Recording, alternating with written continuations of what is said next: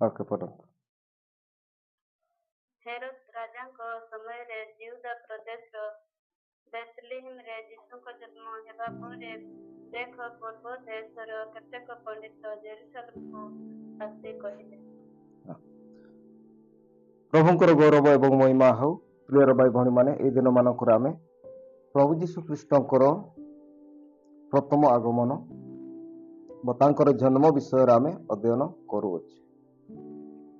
ଆଉ ପ୍ରିୟର ଭାଇ ଭଉଣୀ ମାନେ, ଏ ସମୟରେ ଆମେ ଦେଖୁ ଯେ ପ୍ରଭୁ ଯୀଶୁ ଖ୍ରୀଷ୍ଟଙ୍କର ଜନ୍ମ ହେବା ପରେ ପୂର୍ବ ଦେଶରୁ ପଣ୍ଡିତ ମାନେ ଆସୁଛନ୍ତି। କୋଉଠିକି? ଯୀଶୁଙ୍କୁ ପ୍ରଣାମ କରିବା ପାଇଁ। ଆଉ ପ୍ରିୟର ଭାଇ ଭଉଣୀ ମାନେ, এই ସମୟରେ ଆମେ ଦେଖୁ এই ପଣ୍ଡିତ ମାନେ ଯୀଶୁ ଖ୍ରୀଷ୍ଟଙ୍କୁ ଦେଖିବା ପାଇଁ ଆଉ ତାଙ୍କୁ ପ୍ରଣାମ କରିବା ପାଇଁ ଆସୁଅଛନ୍ତି। ଆଉ ପ୍ରିୟର ଭାଇ ଭଉଣୀ ମାନେ ତାଙ୍କର ଭେଟି ସବୁ ଦେବା ପାଇଁ ଆସିଲେ। ଏହି ସମୟରେ ଲେଖାଯାଏ, ହେରୋଦ ରାଜାଙ୍କ ସମୟରେ ଜିହୁଦା ପ୍ରଦେଶର ବେଥଲେହେମରେ ଯୀଶୁଙ୍କ ଜନ୍ମ ହେବା ପରେ ଦେଖ ପୂର୍ବ ଦେଶର କେତେକ ପଣ୍ଡିତ ଜେରୁସାଲେମକୁ ଆସି କହିଲେ। କେତେକ ପଣ୍ଡିତ, କିନ୍ତୁ ଆମେ ଏନା ଦେଖୁ କେତେ ଜଣ ଏନା ଖ୍ରୀଷ୍ଟମାସ ଏ ସମୟରେ କେତେ ଜଣ ପଣ୍ଡିତଙ୍କୁ ଦେଖାଇଥାନ୍ତି? 3 ଜଣ। କିନ୍ତୁ ଏଠାରେ କେତେକ ପଣ୍ଡିତ ବୋଲି ଲେଖାଯାଇଛି, ନାଇଁ? 3 ଜଣ ଆଉ ଆମେ ଦେଖିବାକୁ ପାଉ। କିନ୍ତୁ ପ୍ରିୟର ଭାଇ ଭଉଣୀ ମାନେ, କେତେକ ପଣ୍ଡିତ ଆଉ ସେମାନେ এই ସମୟରେ ଆସିକି ହେରୋଦ ରାଜାଙ୍କୁ ପଚାରୁଛନ୍ତି। ଆଉ ସେମାନେ କହୁଛନ୍ତି ଯେ ଜିହୁଦୀ ମାନଙ୍କର ରାଜା କେଉଁଠାରେ ଜନ୍ମ ହେଇଛନ୍ତି। 2 ପଦ ପଢି ଦିଅନ୍ତୁ। ଜିହୁଦୀ ମାନଙ୍କର ଯେଉଁ ରାଜା ଜନ୍ମଗ୍ରହଣ କରିଅଛନ୍ତି ସେ କେଉଁଠାରେ? କାରଣ ସେମାନେ ପୂର୍ବ ଦେଶରେ ତାହାଙ୍କ ତାରା ଦେଖି ତାହାଙ୍କୁ ପ୍ରଣାମ କରିବାକୁ। ଓକେ, ପ୍ରଭୁଙ୍କର ଗୌରବ ଏବଂ ମହିମା ହଉ। ଜିହୁଦୀ ମାନଙ୍କର ଯେଉଁ ରାଜା ଜନ୍ମଗ୍ରହଣ କରିଅଛନ୍ତି, ଜିହୁଦୀ ମାନଙ୍କର ଯେଉଁ ରାଜା, କି ରାଜା? ଜିହୁଦୀ ମାନଙ୍କର ରାଜା ଆଉ କୋଉଠି ଜନ୍ମଗ୍ରହଣ କରିଛନ୍ତି, ନାଇଁ? ମୁଁ ଆଜିର ଆରାଧନା ସମୟରେ ମଧ୍ୟ ଆପଣମାନଙ୍କୁ କହୁଥିଲି ଯେ ଯୀଶୁ ରାଜା ହେଇକି ଜନ୍ମ ହେଲେ, ନାଇଁ? କି ହେଇକି? ରାଜା ହେଇକି ଜନ୍ମ ହେଲେ। ଆଉ ସେ ରାଜକୁମାର ନୁହନ୍ତି, ସେ ରାଜା ଅଟନ୍ତି। ପ୍ରିୟର ଭାଇ ଭଉଣୀ ମାନେ, ସେ ରାଜା ମାନଙ୍କର ରାଜା ଅଟନ୍ତି, ପ୍ରଭୁ ମାନଙ୍କର ପ୍ରଭୁ ଅଟନ୍ତି। ତେଣୁକରି ଏଠି ଆମେ ଦେଖୁ ସେ ଜିହୁଦୀ ପ୍ରଦେଶରେ ଆଉ ଜିହୁଦୀ ମାନଙ୍କର ରାଜା କେଉଁଠାରେ ଜନ୍ମଗ୍ରହଣ କରିଛନ୍ତି ବୋଲି এই ପଣ୍ଡିତ ମାନେ ହେରୋଦଙ୍କୁ ପଚାରୁଛନ୍ତି। ସେ କେଉଁଠାରେ? କାରଣ ଆମ୍ଭେମାନେ ପୂର୍ବ ଦେଶରେ ତାହାଙ୍କ ତାରା ଦେଖି ତାହାଙ୍କୁ ପ୍ରଣାମ କରିବାକୁ ଆସିଅଛୁ।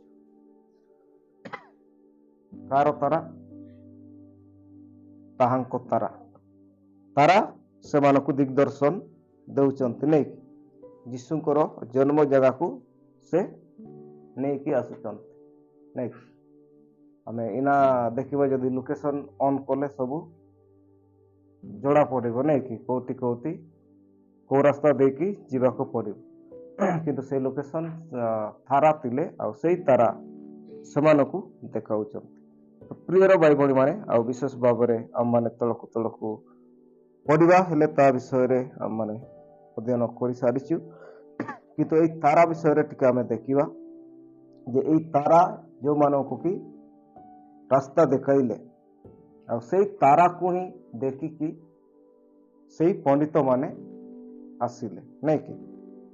ଜିହୁଦା ପ୍ରଦେଶ ପହଞ୍ଚିଲେ ହେରୋଦ ରାଜାଙ୍କ ରାଜଭବନକୁ। କୋଉଠି? ରାଜଭବନ, ତାଙ୍କର ରାଜପ୍ରସାଦକୁ ସେମାନେ ପହଞ୍ଚିଲେ। ତେଣୁକରି ପ୍ରିୟର ଭାଇ ଭଉଣୀ ମାନେ, ଏଇ ତାରା ସେଇ ପଣ୍ଡିତ ମାନଙ୍କୁ ମାର୍ଗଦର୍ଶକ ଭାବରେ ସେମାନଙ୍କୁ କଢାଇ ଆଣିଲେ। ତେଣୁକରି ପ୍ରିୟର ଭାଇ ଭଉଣୀ ମାନେ ଏଇ ତାରା ବିଷୟରେ ଆମମାନେ ଅଧ୍ୟୟନ କରିବା ଆଉ ଏଇ ତାରା ବିଷୟରେ ଆମମାନେ ଦେଖୁ ଯେ ଗଣନା ପୁସ୍ତକରେ ମଧ୍ୟ ଲେଖାଯାଇଛି ତାର 24 ପର୍ବ 17 ପଦ 24:17।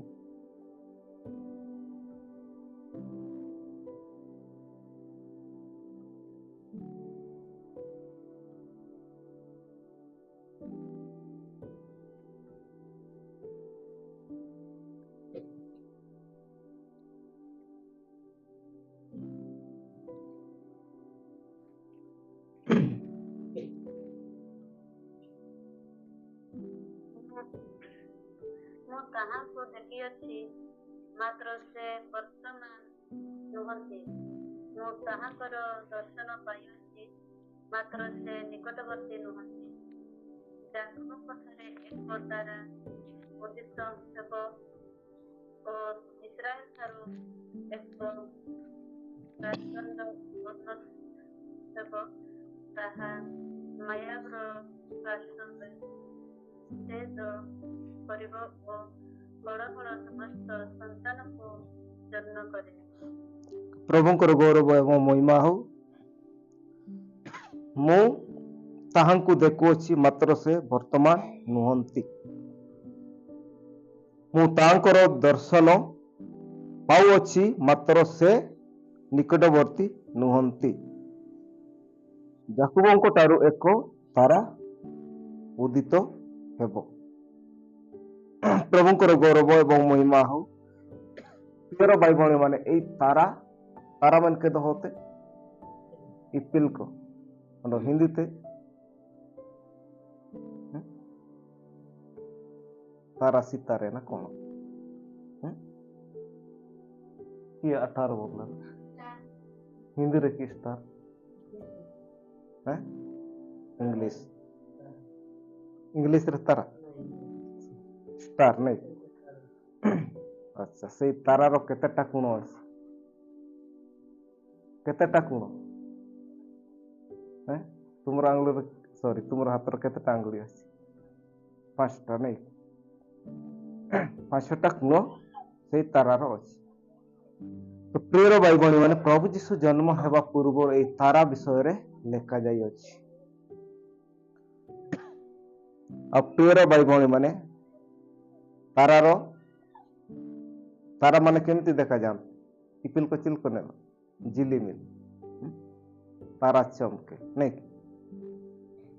जिली मिली तारा देखा जान और से तारा मानक मध्य रे भी सान बड़ अछंती नहीं एटा अछि की ताराटा जन इपिल होर कहत नहीं और उड़िया रे प्रभाती तारा ना जोटा कि से सकाळे सकाळे बाहरती आ गोटे संज टाइम रे ही गोटे बारे ए समय तो नहीं प्राय से करा समय ना को समय आ तारा मानक मध्यरु एई तारार उज्जवल बेसी नहीं कि कौन बेसी उज्जवल मन कर तो मस्काल पूरे तो प्रिय भाई भणी माने ए तारा विषय रे आउ पूर्वर ही लेखा जाई अछि तेणुक प्रियर भाई भणी माने जाकब वंशरु एक तारा उदित हेबो माने जाकब वंश रे निये तारा अल हैला आ आमे देखु तो सही तारा आ जाकब वंशरु दाऊद आ से परि दाऊद वंश रे यीशु जन्म हेला आ प्रियर भाई भणी माने सही तारा विषय रे लेखा जाई अछि जे हम माने देखु सेही जाकब वंशर तारा आ से शांतिर प्रतीक अटंती प्रभु जीशु ख्रीष्ट को सहित आ प्रभु जीशु ख्रीष्ट सेही तारा अटंती प्रियर भाई भणी माने आ सेही तारा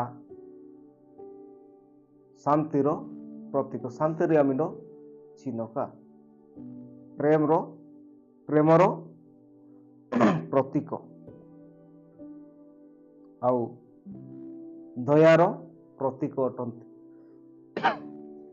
ପ୍ରିୟର ଭାଇ ଭଉଣୀ ମାନେ, ଆଉ ସେଇ ପ୍ରେମର ସନ୍ଦେଶ ଦେବା ପାଇଁ ଆଉ ପ୍ରେମର ବାର୍ତ୍ତା ଦେବା ପାଇଁ ଆଉ ଏ ସମଗ୍ର ମାନବ ଜାତି ଲୋକମାନଙ୍କ ନିକଟରେ ସେ ପ୍ରେମର ବାର୍ତ୍ତା ବା ସେ ନିଜେ ଈଶ୍ୱରଙ୍କ ପ୍ରେମ ପ୍ରକାଶ କଲେ।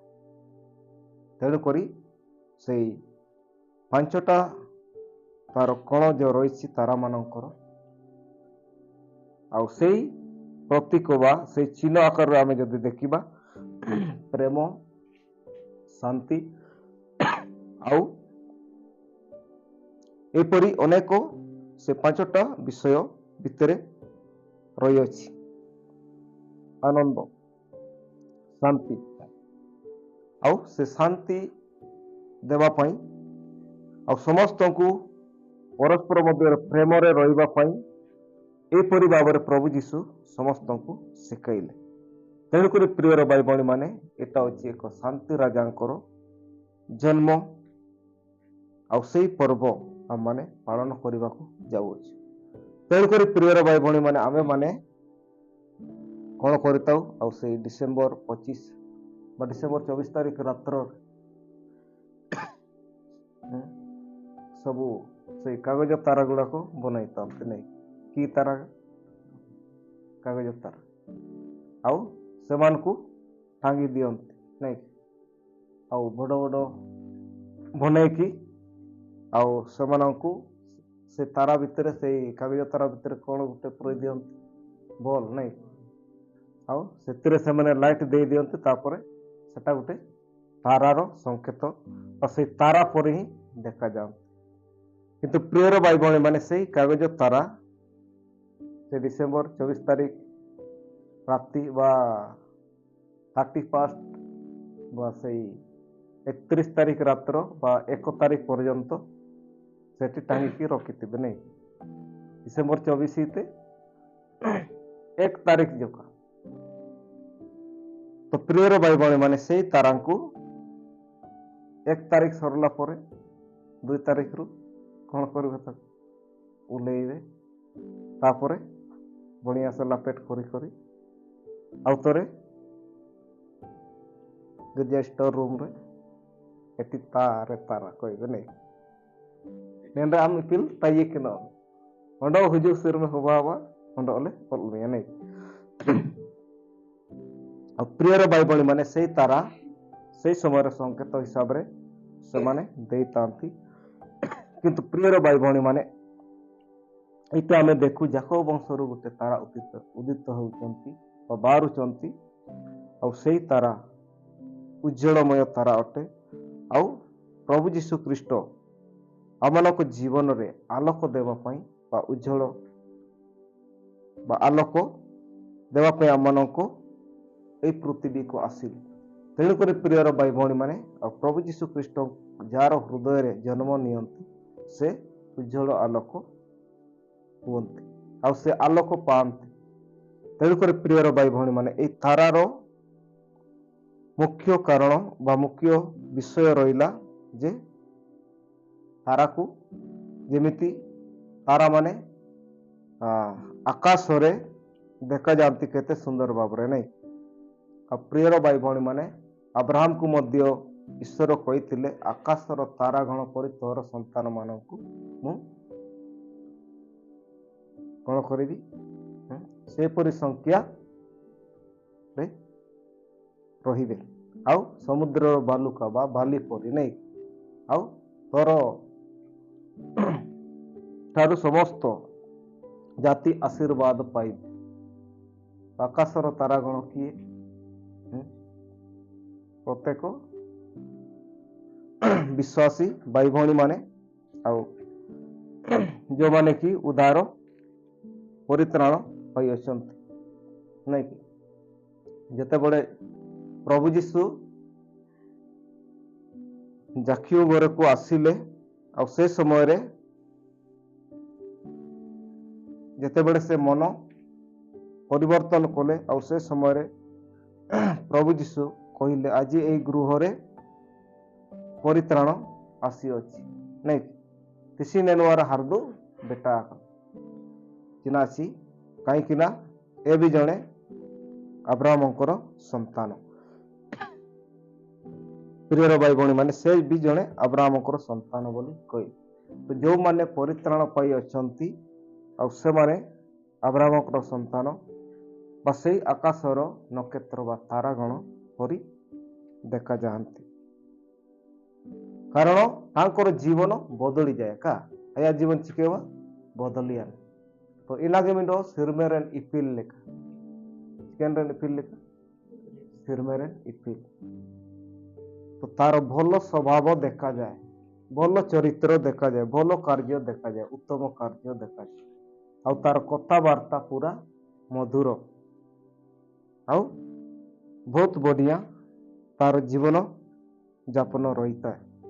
ଆଉ ତେଣୁକରି ସେ ପରିବାର ବା ସମାଜ ମଧ୍ୟରେ ଏକ ତାରା ସଦୃଶ ତାର ଜୀବନର ସାକ୍ଷ୍ୟ ଦ୍ୱାରା ଆଉ ସମସ୍ତେ ଚିହ୍ନି ପାରନ୍ତି ସେଇ ପରିବାରକୁ ଏଇଟା ଗୋଟେ ଖ୍ରୀଷ୍ଟିଆନ ପରିବାର ବୋଲି ନାଇଁ ସମସ୍ତେ ଜାଣିବା ଦରକାର ଆଉ ସମସ୍ତେ ଦେଖିବା ଦରକାର ଏଇଟା ଗୋଟେ ବିଶ୍ୱାସୀ ପରିବାର ନାଇଁ ଆଉ ଏମାନେ କାହାରି ସାଙ୍ଗରେ ଝଗଡ଼ା କରନ୍ତି ନାହିଁ, ହାଣ୍ଡିଆ ମଦ ପିଅନ୍ତି ନାହିଁ ଆଉ ସ୍ୱାମୀ ସ୍ତ୍ରୀ ଭିତରେ ମାରପିଟ କରନ୍ତି ନାହିଁ। ଏମାନେ ବହୁତ ବଢିଆ ସୁନ୍ଦର ଜୀବନ ଅତିବାହିତ କରୁଛନ୍ତି।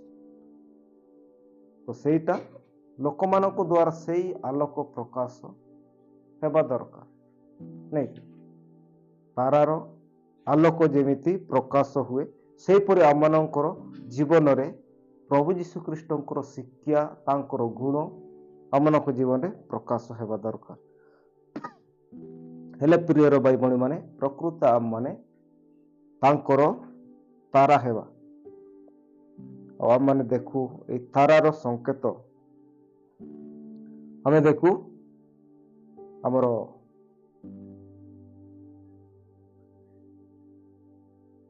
ଯେଉଁମାନେ କି ଆଇନ ସୁରକ୍ଷାରେ ଥାଆନ୍ତି ବା ପୋଲିସ ଅଧିକାରୀ ମାନେ ଆଉ ସେଇଠି ମଧ୍ୟ ଆମେ ତାଙ୍କ ବର୍ଦ୍ଧିରେ ଦେଖୁ ନାଇଁ କି ଷ୍ଟାର ଲାଗିଥାଏ। କଣ ଲାଗିଥାଏ? ଷ୍ଟାର ବା ତାରା ଚିହ୍ନ ଲାଗିଥାଏ। ତ ପ୍ରିୟର ଭାଇ ଭଉଣୀ ମାନେ ସେଇ ପୋଲିସ ଆଜ୍ଞା ମାନେ ଆଉ ସମାଜର ଆଉ ଦେଶର ଶାନ୍ତି ବଜାୟ ରଖିବା ପାଇଁ ଏକତା ବଜାୟ ରଖିବା ପାଇଁ ଗୋଟେ ଗୋଟେ ପ୍ରତୀକ ଅଟନ୍ତି। ଆଉ ପ୍ରିୟର ଭାଇ ଭଉଣୀ ମାନେ ସମସ୍ତଙ୍କୁ ଯେମିତି ସେମାନେ ଶାନ୍ତିରେ ବସବାସ କରିବା ପାଇଁ ସେମାନେ ଚେଷ୍ଟା କରନ୍ତି। ତେଣୁକରି ସେଇ ପୋଲିସ ବିଭାଗରେ ମଧ୍ୟ ସେଇ ତାରା ବା ଷ୍ଟାର ଚିହ୍ନ ଯୋଗ କରାଗଲା। ପ୍ରିୟର ଭାଇ ଭଉଣୀ ମାନେ ତାରା ଯେମିତି ତାର ଆଲୋକ ଦିଏ ସେପରି ସେମାନେ ସମାଜରେ ବା ଦେଶରେ ସେମାନେ ଗୋଟେ ଗୋଟେ ତାରା ପରି ଆଉ ସେମାନେ ସମସ୍ତଙ୍କର ନ୍ୟାୟ ଶାନ୍ତି ଆଉ ସମସ୍ତ ଅଶାନ୍ତିକୁ ଶାନ୍ତ କରିବା ପାଇଁ ସେମାନଙ୍କୁ ଦାୟିତ୍ୱ ଦିଆଯାଇଛି ଆଉ ସେମାନେ ସେ ଅନୁସାରେ ତାଙ୍କର ଦାୟିତ୍ୱ ନିଭାନ୍ତି। ତେଣୁକରି ପ୍ରିୟର ଭାଇ ଭଉଣୀ ମାନେ ସେମାନେ ସମାଜକୁ ଏକ ଶାନ୍ତି ଶୃଙ୍ଖଳାର ସହିତ ରହିବା ପାଇଁ ଆଉ ସମସ୍ତଙ୍କୁ ସେମାନେ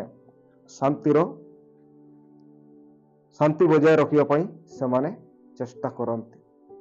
ତେଣୁକରି ପ୍ରିୟର ଭାଇ ଭଉଣୀ ମାନେ ଆମମାନଙ୍କ ଜୀବନରେ ମଧ୍ୟ ସେପରି ପ୍ରଭୁ ଯୀଶୁ ଖ୍ରୀଷ୍ଟ ଆମମାନଙ୍କ ଜୀବନରେ ସେ ଶାନ୍ତି ତାରା ଆଉ ସେଇ ପ୍ରେମର ତାରା ଆଉ ପରସ୍ପର ଯେମିତି ଆମେ ପ୍ରେମରେ ରହୁ ଆଉ ପରସ୍ପର ଭିତରେ ଆମେ ଶାନ୍ତିରେ ରହୁ ଆଉ ସମସ୍ତଙ୍କ ସହିତ ଆମେ ଶାନ୍ତିରେ ବାସ କରୁ ଏହା ହିଁ ଈଶ୍ୱର ଚାହାନ୍ତି।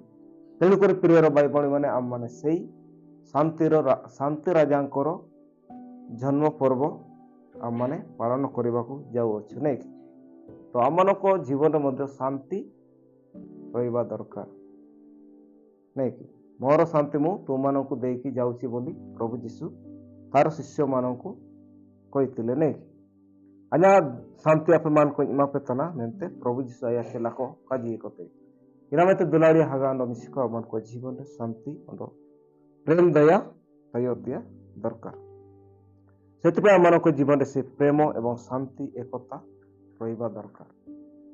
ଆଉ ପ୍ରିୟର ଭାଇ ଭଉଣୀମାନେ ଆମମାନେ ଯେମିତି ଅନ୍ୟମାନଙ୍କ ପାଇଁ ଆମମାନେ ଗୋଟେ ଗୋଟେ ଧାରା ପରି ହେବା ଦରକାର। ଆଉ ସେପରି ଆମମାନେ ଗୋଟେ ଆଦର୍ଶ ଖ୍ରୀଷ୍ଟୀୟ ଜୀବନ ଅତିବାହିତ କରିବା ଦରକାର। ଆଉ ଯେପରି ସେମାନେ ଆମମାନଙ୍କର ଜୀବନ ଦ୍ୱାରା ସେମାନେ ଯୀଶୁଙ୍କୁ ଦେଖିବାକୁ ପାଇବେ। ସେମାନେ ମଧ୍ୟ ସେହି ଆଲୋକ ନିକଟକୁ ଆସିଲେ। ଆଉ ପ୍ରିୟର ଭାଇ ଭଉଣୀମାନେ ଆଉ ଆମମାନେ ଯଦି ତାଙ୍କ ବାକ୍ୟ ଅନୁସାରେ ଆମମାନେ ଜୀବନ ଯାପନ କରୁ ତାହେଲେ ଆମମାନେ ଆଲୋକ ସଦୃଶ ଆମମାନେ ଜୀବନ କାଟିପାରିବା। କାରଣ ଗୀତ ସଂହିତା 119ର ତାର 105 ପଦରେ ଲେଖାଯାଏ ଯେ ତୁମର ବାକ୍ୟ ମୋର ଚରଣ ପାଇଁ ଆଲୁଅ ବା ପ୍ରଦୀପ ଅଟେ ବୋଲି। ତ ଆମମାନେ ଆଲୋକରେ ଆଲୋକ କହିଲେ ଭଲ ବିଷୟ ଆଉ ଯୋଉଟା କି ସମସ୍ତ ମାନବ ଜାତି ମାନଙ୍କ ସହିତ ସମସ୍ତ ମନୁଷ୍ୟ ମାନଙ୍କ ସହିତ ଆମମାନେ ପ୍ରେମରେ ରହିବା ଶାନ୍ତିରେ ରହିବା ଆଉ ସମସ୍ତ ଅସାମାଜିକ କାର୍ଯ୍ୟକୁ ଆମମାନେ ପରିତ୍ୟାଗ କରିବା ସମସ୍ତ ପାପ କାର୍ଯ୍ୟକୁ ଆମମାନେ ପରିତ୍ୟାଗ କରିବା ଏକ ଆଲୋକ ପରି ଆମମାନେ ନିଜକୁ ଗଢ଼ିବା। ଆଉ ପ୍ରଭୁ ଯୀଶୁ ଖ୍ରୀଷ୍ଟ ସେଇ ଆଲୋକ ଆମମାନଙ୍କୁ ଦିଅନ୍ତି। ସେଇ ଆଲୋକରେ ଆମମାନେ ଆଲୋକିତ ହୋଇ ଏହି ଜଗତ ମଧ୍ୟକୁ ଆମମାନେ ଆଲୋକ ପ୍ରକାଶ କରିବା। ତେଣୁକରି ପ୍ରଭୁ ଯୀଶୁ କହନ୍ତି ତୁମମାନେ ପୃଥିବୀର ଲବଣ ଆଉ ପୃଥିବୀର ଜ୍ୟୋତି ଅଟ ନାହିଁ। ପ୍ରିୟର ଭାଇ ଭଉଣୀମାନେ ପ୍ରଭୁ ଯୀଶୁ ଖ୍ରୀଷ୍ଟଙ୍କର ଗୁଣ ଆଉ ପ୍ରଭୁ ଯୀଶୁ ଖ୍ରୀଷ୍ଟଙ୍କର ନମ୍ରତା ପ୍ରଭୁ ଯୀଶୁ ଖ୍ରୀଷ୍ଟଙ୍କର ପ୍ରେମ ଆମମାନଙ୍କ ଜୀବନରେ ପରିଲକ୍ଷିତ ହେବା ଦରକାର ଆଉ ଦେଖାଯିବା ଦରକାର। ଆଉ ପ୍ରେମ ହିଁ ସର୍ବଶ୍ରେଷ୍ଠ ଅଟେ କାରଣ ପ୍ରେମ ଈଶ୍ୱର ହିଁ ପ୍ରେମ ଅଟନ୍ତି ନାହିଁ। ତେଣୁକରି ପ୍ରିୟର ଭାଇ ଭଉଣୀମାନେ ଆଜି ପ୍ରେମର ଅଭାବ ସକାଶୁ ପରିବାର ମଧ୍ୟରେ ସ୍ୱାମୀ ସ୍ତ୍ରୀ ମଧ୍ୟରେ ଆଉ ଦେଶ ମଧ୍ୟରେ ଅନେକ ଅଶାନ୍ତି ରହିଅଛି। ଯଦି ଆମେ ପରସ୍ପର ପ୍ରେମରେ ରହିଥାନ୍ତୁ ତାହେଲେ ଅଶାନ୍ତିର ସ୍ଥାନ ପାଇନଥାନ୍ତା। ତେଣୁକରି ପ୍ରିୟର ଭାଇ ଭଉଣୀମାନେ ସେଇ ପ୍ରଭୁ ଯୀଶୁ ଖ୍ରୀଷ୍ଟ ହେଉଛନ୍ତି ପ୍ରେମର ପ୍ରତୀକ ଆଉ ସେ ନିଜେ ଆମମାନଙ୍କୁ ପ୍ରେମ କରିଅଛନ୍ତି। ତେଣୁକରି ତ ବାକ୍ୟରେ ଲେଖାଯାଏ ଜନଲିଖିତ ସମାଚାର ଆମେ ବାର ବାର ତାକୁ କୋଡ୍ କରୁ ବା ସେ ରେଫରେନ୍ସ ନେଇଥାଉ। ଜନଲିଖିତ ସମାଚାର 3 ଅଧ୍ୟାୟ ତାର 16 ପଦକୁ ଈଶ୍ୱର ଜଗତକୁ ଏତେ ପ୍ରେମ କଲେ ଯେ ତାଙ୍କ ଅଦ୍ୱିତୀୟ ପୁତ୍ରକୁ ଦାନ କଲେ ନାହିଁ। ତ ଆମମାନଙ୍କୁ ଏତେ ପ୍ରେମ କଲେ ତେଣୁକରି ପ୍ରଭୁ ଯୀଶୁ ଗୋଟେ ଜାଗାରେ କହନ୍ତି ମୁଁ ଯେପରି ତୁମମାନଙ୍କୁ ପ୍ରେମ କଲି ତୁମମାନେ ମଧ୍ୟ ପରସ୍ପରକୁ ସେମିତି ପ୍ରେମ କରୁ ନାହିଁ। ଯଦି ଆମେ ଜଣକୁ ପ୍ରେମ କରୁଛୁ ତାହେଲେ ତାର ଅନିଷ୍ଟ ଆମେ କରିବା ନାହିଁ, ତାର କ୍ଷତି କରିବା ନାହିଁ, ତାର ଲୋକସାନ କରିବା ନାହିଁ। ଏହା ହିଁ ପ୍ରେମର ଅର୍ଥ। ଏହା ଯୁବକ ଯୁବତୀ ମାନଙ୍କର ପ୍ରେମ ଏଠାରେ ସଂଯୁକ୍ତ କରାଯାଇ ନାହିଁ ହେଲା। ଏଟା ହଉଛି ନିସ୍ୱାର୍ଥ ପ୍ରେମ। ପ୍ରିୟର ଭାଇ ଭଉଣୀ ମାନେ ଆଉ ସେଇ ପ୍ରେମରେ ଆମମାନେ ରହିବା ଦରକାର। ଯଦି ଆମେ କାହାକୁ ପ୍ରେମ କରୁଛୁ ଆମର ପଡ଼ୋଶୀ ଭାଇ ଭଉଣୀ ମାନଙ୍କୁ ତାହେଲେ ଆମମାନେ ତାଙ୍କର ବିପରୀତ ବିଷୟ ଆମମାନେ ଚିନ୍ତା କରିବା ନାହିଁ, ତାଙ୍କ ପାଇଁ ଭଲ ହିଁ ଚିନ୍ତା କରିବା। ତାଙ୍କ ଉନ୍ନତିରେ ଆମେ ମାନେ ମଧ୍ୟ ଖୁସି ହେବା, ଆମମାନେ ମଧ୍ୟ ଆନନ୍ଦ ହେବା। ଆଉ ପ୍ରିୟର ଭାଇ ଭଉଣୀ ମାନେ ସେଇ ପ୍ରକାରେ ପ୍ରଭୁ ଯୀଶୁ ଆମମାନଙ୍କୁ ପରସ୍ପର ମଧ୍ୟରେ ପ୍ରେମରେ ରହିବା ପାଇଁ କୁହନ୍ତି। ତେଣୁକରି 10 ଆଜ୍ଞାରେ ମଧ୍ୟ କୁହାଯାଇଛି ଆପଣ ପ୍ରତିବାସୀକୁ ଆତ୍ମା ତୁଲ୍ୟ କଣ କର ପ୍ରେମ କର, ମାନେ ନିଜ ପରି ହିଁ ପ୍ରେମ କର। ତେଣୁକରି ଏହି ପ୍ରେମର ବାର୍ତ୍ତା ବା ପ୍ରେମର ସନ୍ଦେଶ ଆମମାନେ ପ୍ରତ୍ୟେକ ପରିବାରରେ ପ୍ରତ୍ୟେକ ଜୀବନରେ ଏହା ପ୍ରଥମ ସ୍ଥାନ ପାଇବା ଦରକାର। ଯଦି ପ୍ରେମ ନାହିଁ ତାହେଲେ କିଛି ନାହିଁ ବୋଲି ସାଧୁ ପୌଲ କହନ୍ତି। ତେଣୁକରି ପ୍ରିୟର ଭାଇ ଭଉଣୀ ମାନେ ସେ ପ୍ରେମର ରାଜା ଶାନ୍ତିର ରାଜା ଆଉ ଏ ଧରା ପୃଷ୍ଠକୁ ଆସିଲେ। ଆଉ ସେଇ ଏକମାତ୍ର ପ୍ରଭୁ ଯୀଶୁ ଖ୍ରୀଷ୍ଟ, ଆଉ ସେଇ ଯାକୋବ ବଂଶର ଧାରା ଅଟନ୍ତି। ତେଣୁକରି ପ୍ରିୟର ଭାଇ ଭଉଣୀମାନେ, ତାଙ୍କ ବିଷୟରେ ଶହ ଶହ ବର୍ଷ ଧରି ଲେଖାଯାଇ, ଆଉ ଆମମାନେ ଦେଖୁ ତାହା ମାଓବାଦୀ ମାନଙ୍କ ଦ୍ୱାରା ଆଉ ଭବିଷ୍ୟବାଣୀ କରାଯାଇଥିଲା, ଆଉ ତା ପ୍ରଭୁ ଯୀଶୁ ଖ୍ରୀଷ୍ଟ ଜନ୍ମ ହେବା ସମୟରେ ତା ପୂର୍ଣ୍ଣ ହେଲା।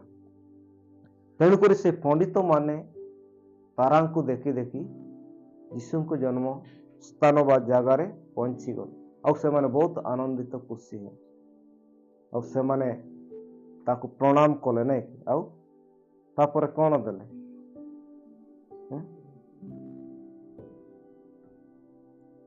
ପ୍ରଭୁ ଯୀଶୁ ଖ୍ରୀଷ୍ଟଙ୍କୁ ପ୍ରଣାମ କଲେ, ତାପରେ ସୁନା ଆଉ ଗନ୍ଧରସ ଆଉ କୁନ୍ଦୁରୁ। ତ ପଣ୍ଡିତ ମାନେ ତ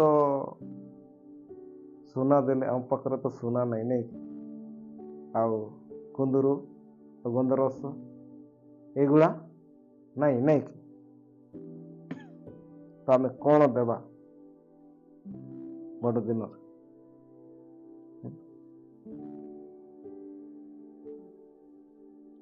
दिल देना है नहीं, दिल दे दिया ମାନେ ଦିଲ ଆମର ହୃଦୟକୁ ଦେବା ନାଇଁ କି? କଣ ଦେବା? ହୃଦୟକୁ ଦେବା।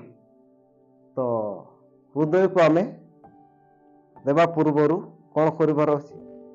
ଜଣକୁ ଆମେ ଗିଫ୍ଟ ଦଉଛୁ, ତାହେଲେ କଣ କରିବା? ଭଲ ଜିନିଷ ହିଁ ଆମେ ଦେବା ନାଇଁ କି? ତ ଆମର ହୃଦୟକୁ ଆମେ ଭଲ ଭାବରେ ପ୍ରସ୍ତୁତ କରିବା ଆଉ ପରିଷ୍କାର କରିବା, ତାହେଲେ ପ୍ରଭୁ ଯୀଶୁ ସେଇଠି ଜନ୍ମ ନେବେ ନାଇଁ କି? ସେଇ ତାର ସେଠି ତାର ପକ୍ସ ବା ତାର ଲାଇଟ୍ ହୃଦୟ ଭିତରକୁ ଆସି, ତାହେଲେ ସେ କାଗଜରେ ଯେମିତି ବଲ୍କୁ ପୁରେଇ ଦେଲେ ସେ କାଗଜଟା ଯାକ ତାରା ପରି ଦେଖାଯିବ ନାଇଁ। ତ ଆମର ହୃଦୟରେ ଯଦି ଯୀଶୁଙ୍କର ସେଇ ଯୀଶୁ ତାରା ପରି ପଶିଗଲେ ଆମେ ମଧ୍ୟ ତାରା ପରି ଦେଖାଯିବା ନାଇଁ କି? ତ ପ୍ରିୟର ଭାଇ ଭଉଣୀ ମାନେ, ତେଣୁକରି ଆମେ ନିଜ ନିଜ ହୃଦୟକୁ ଆମେ ଏଇ ସମୟରେ ପ୍ରସ୍ତୁତ କରିବା, ସଫାସୁତୁରା କରିବା, ଆଉ ସେଇ ତାରା ପରି ଆମମାନେ ମଧ୍ୟ ନିଜର ଈଶ୍ୱରଙ୍କର ବାକ୍ୟ ଆମମାନଙ୍କ ଜୀବନରେ କାର୍ଯ୍ୟକାରୀ ହେଉ, ଆଉ ଆମମାନେ ଯେମିତି ସେଇ ତାରା ପରି ଆମମାନେ ଝଡ଼ିକି ରହିଥିବା ଆଉ ଆଲୋକ ଦେବା। ତେଣୁକରି ପ୍ରିୟର ଭାଇ ଭଉଣୀ ମାନେ, ତାଙ୍କର ବାକ୍ୟରେ ଆମମାନେ ସ୍ଥିର ରହିବା, ଆଉ ତାଙ୍କ ବାକ୍ୟ ଅନୁସାରେ ଆମେ ଚାଲିବା, ଆଉ ଏଇ ବଡ଼ ଦିନ ସମୟରେ ଆମମାନେ ନିଜ ନିଜକୁ ପ୍ରସ୍ତୁତ କରିବା ଯେମିତି ଆମ ହୃଦୟରେ ପ୍ରଭୁ ଜନ୍ମ ନିଅନ୍ତି ହେଲା। ଆଉ କୌଣସି ଘର ଦୁଆରରେ ସେ ରୁହନ୍ତି ନାହିଁ, କିନ୍ତୁ ଆମ ହୃଦୟରେ ସେ ବାସ କରିବାକୁ ଇଚ୍ଛା କରନ୍ତି। ତେଣୁକରି ଆମର ମନ ମନ୍ଦିରକୁ ଆମେ କଣ କରିବା? ସଫାସୁତୁରା କରିବା, ଆଉ ସେଇଠି ସେଇ ଉଜ୍ଜଳ ପ୍ରଭାତ ତାରା ଆମମାନଙ୍କ ହୃଦୟରେ ସେ ଜନ୍ମ ହେବେ। ତେଣୁକରି ପ୍ରିୟର ଭାଇ ଭଉଣୀ ମାନେ, ଆମମାନେ ସେଇ ହୃଦୟକୁ ପ୍ରସ୍ତୁତ କରିବା, ଆଉ ସେ ଶାନ୍ତିର ରାଜା ଆଉ ମୁକ୍ତି ପରମେଶ୍ୱର ମୁକ୍ତିଦାତା ଆଉ ପ୍ରେମମୟ କରୁଣାମୟ ସେଇ ଈଶ୍ୱରଙ୍କୁ ଆମେ ସ୍ୱାଗତ କରିବା, ଆଉ ନିଜ ହୃଦୟକୁ ଆମେ ଏ ସମୟରେ ପ୍ରସ୍ତୁତ କରିବା ହେଲା। ଆଉ ସେଇ ସମୟରେ ଯେମିତି ଜାଗା ପାଇଲା ନାହିଁ, ଜନ୍ମ ସ୍ଥାନ ପାଇଲା ନାହିଁ, ଜାଗା ନଥିଲା, ତେଣୁକରି ସେ ଗୁହାଳ କୁଣ୍ଡରେ ଜନ୍ମ ହେଲେ, କିନ୍ତୁ ବର୍ତ୍ତମାନ ଆମମାନଙ୍କ ହୃଦୟରେ ସେ ଜାଗା ଖୋଜୁଛନ୍ତି ନାଇଁ। ତ ଆମେ ସେଇ ହୃଦୟରେ ପ୍ରଭୁ ଯୀଶୁ ଖ୍ରୀଷ୍ଟଙ୍କୁ ସ୍ୱାଗତ କରୁ, ଆଉ ଆମର ହୃଦୟ ଆମର ମନ ଆଲୋକମୟ ହେବ, ଆଉ ଆମର ପରିବାରରେ ଗୋଟେ ତାଙ୍କର ଶିକ୍ଷାରେ ଆଲୋକ ଝଡ଼ିବ, ଆଉ ଖ୍ରୀଷ୍ଟୀୟ ଜୀବନ সোনা ପରି ଜୀବନ ନାଇଁ କି ହୀରା ପରି ଝଡ଼ୁଥିବ। ଆମେ ଗୀତ ଗାଉଛୁ, ତ ସେହିପରି ଆମମାନଙ୍କର ବିଶ୍ୱାସର ଦୀପ ସବୁବେଳେ ଜଳୁଥାଉ। ଏ ଆମର ବିଶ୍ୱାସ, ଆଉ ଆପଣମାନେ ମଧ୍ୟ ତା ଜଡ଼େଇକି ରଖିଥାନ୍ତୁ। ଠିକ୍ ଅଛି, ପ୍ରଭୁ ଏ ବାକ୍ୟ ଦ୍ୱାରା ସମସ୍ତଙ୍କୁ ଆଶୀର୍ବାଦ କରନ୍ତୁ। ଆମେନ୍।